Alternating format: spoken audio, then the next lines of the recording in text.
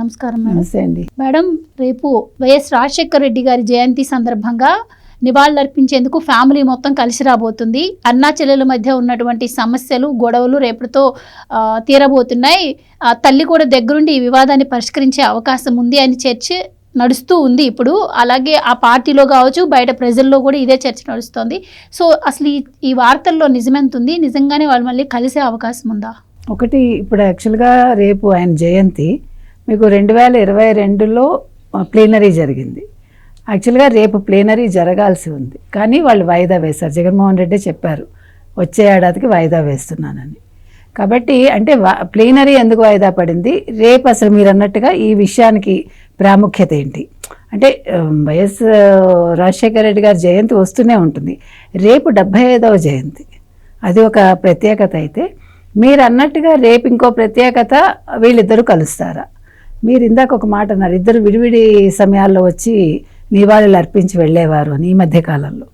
కానీ రేపు ఒకే సమయంలో రావచ్చు అనే ఒక వార్త వచ్చింది. అంటే ఇద్దరు కలిసి వస్తారు. ఇంకో మాట కూడా మనం విన్నాం, కాంగ్రెస్ అంటే ఆంధ్రప్రదేశ్ కాంగ్రెస్ కావచ్చు, తెలంగాణ కాంగ్రెస్ కావచ్చు, వాళ్ళ తరఫున కూడా నాయకులు అదే టైంకి ఇడుపులపైకి వచ్చే అవకాశం ఉంది అనే ఒక వార్త కూడా వచ్చింది మనకి. అయితే ఇప్పుడు అసలు ఎందుకు ఇంత ప్రాముఖ్యత? వైఎస్ రాజశేఖర రెడ్డి జయంతి మూలంగా ప్రాముఖ్యత, లేదు వీళ్ళిద్దరు కలుస్తారనే ప్రాముఖ్యత, మీరు అన్నట్టుగా విజయలక్ష్మి గారు సంధాతగా ఉంటారా వీళ్ళకి? ఇన్ని ప్రశ్నలు ఉన్నాయి. అయితే అసలు ఎందుకు షర్మిల అన్నగారితో కలవాలి? షర్మిలకి ఏ అవసరం లేదు ఇప్పుడు చెప్పాలంటే. షర్మిల అన్నగారి మీద చాలా కోపంగా ఉంది. ఒకటి, ఆస్తి తగాదాలు. రెండు, ఆవిడ క్యారెక్టర్ అసాసినేషన్ చేయడం, ఆవిడని అన్ని రకాలుగా మానసికంగా క్షోభ పెట్టడం. ఈ రెండు అంశాలు పక్కకు పెడితే పిల్లల ఆస్తులు కూడా ఆయన తీసేసుకున్నాడు అని జగన్మోహన్ రెడ్డి మీద ఇంకొక ఇది కూడా ఉంది. కాబట్టి ఈ నేపథ్యంలో యాక్చువల్గా చూసుకుంటే మనకి షర్మిలకి పెద్ద అవసరం లేదు రేపు అన్నగారిని కలవడం. అటుపక్క చూసుకుంటే ఇప్పుడు జగన్మోహన్ రెడ్డి ఉక్కిరిబిక్కిరి అవుతున్నాడు. మీకు సంగతి తెలుసో లేదు, ఇప్పుడు ఈ ప్రభుత్వం ఏదైతే ఉందో కూటమి ప్రభుత్వం, ఇది వైఫల్యం చెందింది. మద్యం, భూమి, తర్వాత ఇసుక అన్ని మాఫియాలతో నిండిపోయి ఉందని ఆయన ఒక స్టేట్మెంట్ ఇచ్చాడు ఇవాళ. యాక్చువల్గా అది ఆయనకు సంబంధించింది ఆ స్టేట్మెంట్ చెప్పాలంటే. ఎందుకంటే వాళ్ళు ఇప్పుడు అన్ని స్కాముల్లో ఇరుక్కుని ఈరోజు వాళ్ళు యాక్చువల్గా చెప్పాలంటే అందరూ జైళ్ళల్లో ఉండి రేపొద్దున ఈ మద్యం కుంభకోణం ఏదైతే ఉందో అతిపెద్ద కుంభకోణం, అందులో జగన్మోహన్ రెడ్డి ఎప్పుడు జైలుకి వెళ్తాడనే ఒక సందేహంలో ఉన్నారు. ఈ నేపథ్యంలో ఇప్పుడు జగన్మోహన్ రెడ్డికి తన అనేవాళ్ళు అంటే నా అనేవాళ్ళు ఎవరు లేరు ఆయనకి. ఈ లేకపోవడంలో ఇంకోటి ఏం జరిగింది, మొత్తం ఒకవేళ ఆయన ఎవరినైనా తన అనుకుని ఉన్నా కూడా వాళ్ళందరూ కూడా ఈ కుంభకోణాల్లో ఉన్నారు. ఎప్పుడు ఎవరు ఎలా వెళ్తారో, ఎవరు ఎప్పుడు జైల్లో ఉంటారో తెలియని పరిస్థితి. సో ఇక్కడ కుటుంబ పరంగా చూసుకుంటే నా అనేవాళ్ళు ఆయనకి లేరు. సరే, భారతీరెడ్డి ఉంటే ఈయన ఒకవేళ జైలుకి వెళ్తే ఈయన తర్వాత ఎవరు పార్టీని నడుపుతారు? ఇన్ని సందిగ్ధాలు ఉన్నాయి. ఈ సందిగ్ధాల మధ్య ఇప్పుడు ఆయనకున్న ఒకే ఒక ఆశ కావచ్చు, చూపు కావచ్చు, షర్మిలే. మరి అంటే మీరు ఇందాక ఒక మాట అన్నారు, ఇటీవలి కాలంలో భారతీరెడ్డి షర్మిల ఒక రహస్య మీటింగ్ జరిగిందని. నిజంగా జరిగిందా అనేది ఒక సందేహం. ఒకవేళ జరిగితే షర్మిల ఒప్పుకున్నారా?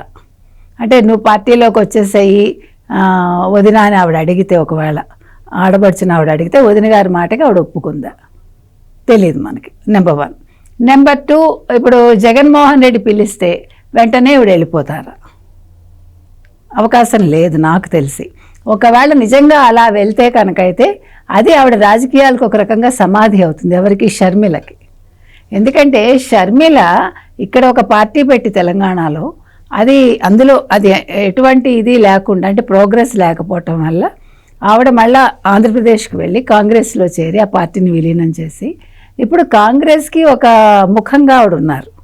అయితే ఇక్కడ ఆవిడ మీద ఇంకొక ఎలిగేషన్ ఏముందంటే, షర్మిల మీద ఒక రాజకీయ పార్టీకి అధ్యక్షురాలుగా ఉంటూ కాంగ్రెస్ గురించి ఆవిడ ఎక్కడా ప్రస్తావించకుండా, అంటే కాంగ్రెస్ తరఫున ఆవిడ అన్నగారిని నిలదీయడం తప్ప కూటమిని నిలదీయట్లేదు.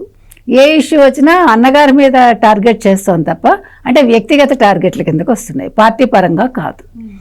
ఇది ఒకటి ఆవిడ మీద ఒక అపవాదు ఉంది.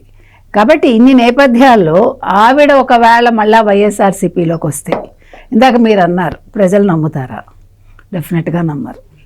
ఎందుకంటే ఇప్పుడు జగన్మోహన్ రెడ్డి ఒకవేళ జైలుకి వెళ్ళిపోయినా, ఒకవేళ ఈవిడ పార్టీ పగ్గాలు తీసుకున్నా, అక్కడ ఏముంది అసలు పార్టీ పగ్గాలు తీసుకోవడానికి? First thing. ఎవరున్నారు అక్కడ పార్టీలో? ఒక్క పెద్ద తలకాయ లేదు, సరైన తలకాయ ఎవరూ లేరు. అంటే నిజాయితీగా పనిచేసిన ఒక్క నాయకుడు కూడా అక్కడ లేడు. కాబట్టి ఇప్పుడు పార్టీని చేతుల్లోకి తీసుకుని ఇప్పుడు కొత్తగా చేసేదేముంది? అంత పెద్ద ఎస్టాబ్లిష్డ్ కాంగ్రెస్లోనే ఆవిడ సరిగా ఏమీ చేయలేనప్పుడు ఇప్పుడు వైఎస్ఆర్సీపీలో నిండా ములిగిన ఒక పార్టీని, ఒక నిండా ములిగిన పడవ లాంటిది అది, దాన్ని తీసుకుని ఈవిడ కొత్తగా దాన్ని అంత బాగు చేసి చేయడానికి ఏమీ లేదు అక్కడ. సో అప్పుడు ఆవిడ ఎటు కాకుండా అవుతుంది, నా ఘర్కా నా ఘాట్కా అన్నట్టుగా. కాబట్టి ఆవిడ తెలివైంది అయితే ఆవిడని వ్యక్తిగతంగా చేసిన విమర్శలు దృష్టిలో పెట్టుకుంటే ఖచ్చితంగా జగన్మోహన్ రెడ్డితోటి ఆవిడ సయోధ్యకి వెళ్ళదు. నెంబర్ 1. నెంబర్ 2, ఆవిడ కాంగ్రెస్లోనే కొనసాగుతారు. ఆవిడ నిజంగా ఆవిడ వెళ్ళిపోవాలి అనుకుంటే, అంటే మనం ఇంకొక ఊహ కూడా చెప్తున్నాం, ఏమో రేపొద్దున బీజేపీలోకి వెళ్ళచ్చు, లేదు తెలుగుదేశానికి రావచ్చు. అంటే ఇందులోకి వచ్చినా కూడా ఆవిడకు ఒక మర్యాద ఉంటుంది తప్ప వైసీపీలోకి వెళ్ళడం వల్ల ఉండదు అనే పాయింట్ కోసం నేను ఆ మాట చెప్తున్నా. కాబట్టి రేపు ఒకవేళ వాళ్ళు కలుసుకున్నా ఆవిడేమీ నమ్మదు.